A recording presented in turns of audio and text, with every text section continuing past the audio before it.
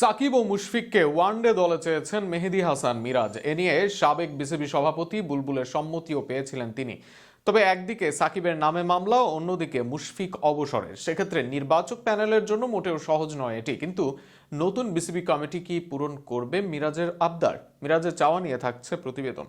বাংলাদেশ ক্রিকেটে আবারও আলোচনার কেন্দ্রে অভিজ্ঞতার প্রত্যাবর্তন। জাতীয় দলের অধিনায়ক মেহেদী হাসান মিরাজ স্পষ্টভাবেই জানিয়েছেন তিনি ওয়ানডে দলে ফিরে দেখতে চান দুই অভিজ্ঞ তারকা সাকিব আল হাসান ও মুশফিকুর রহিমকে।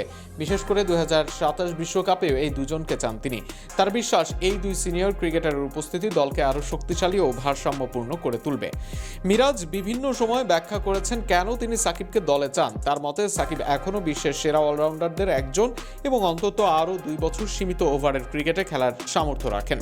অধিনায়কের ভাষায়, তিনি সাকিবকে শুধু 1-2 ম্যাচের জন্য নয়, বরং বিশ্বকাপ পর্যন্ত দলে রাখতে চান। কারণ এমন একজন ম্যাচ উইনার দলে থাকলে পারফরমেন্সের পাশাপাশি আত্মবিশ্বাসও বেড়ে যায়। এই বিষয়টি তিনি ইতোমধ্যে সাবেক বিসিবি সভাপতি আমিনুল ইসলাম বুলবুল এবং বোর্ড পরিচালক নাজমুল আবেদিন ফাহিমের কাছেও তুলে ধরেছিলেন বলে জানা গেছে।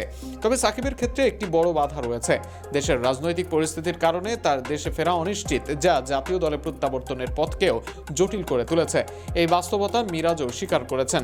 অন্যদিকে মুশফিকুর রহিমের ক্ষেত্রে পরিস্থিতি অনেকটাই ভিন্ন। যদিও তিনি টি-20 ও ওয়ানডে থেকে অবসর নিয়েছেন, তবুও টেস্ট ক্রিকেট চালিয়ে যাচ্ছেন এবং বিসিবির কেন্দ্রীয় চুক্তিতেও আছেন। ফলে টিম ম্যানেজমেন্ট চাইলে তাকে আবার ওয়ানডে দলে ফেরানো সম্ভব। মিরাজ মনে করেন, মুশফিকের মতো অভিজ্ঞ ক্রিকেটার দলে থাকলে তরুণদের জন্য তা বড় সহায়তা হবে। তার অভিজ্ঞতা, ফিটনেস এবং নেতৃত্বগুণ দলকে সঠিক পথে পরিচালিত করতে পারে। তবে এই প্রস্তাব এখনো আনুষ্ঠানিক পর্যায়ে যায়নি। সাবেক বিসিবি সভাপতি মিরাজকে সম্মতি দিয়েছিলেন বলে তার ভাষ্য। কোচিং স্টাফ বা নির্বাচক প্যানেলের সঙ্গে এ বিষয়ে বিস্তারিত আলোচনা হয়নি। সব পক্ষের সম্মতি মিললে তবে বিষয়টি এগোবে এবং প্রয়োজনে মুশফিকের সঙ্গেও কথা বলা হবে। এখন দেখার বিষয়, সাবেক অধিনায়ক তামিম ইকবাল সহ বোর্ডের অন্যান্য গুরুত্বপূর্ণ ব্যক্তিরা এই পরিকল্পনা কতটা সম্মতি দেন।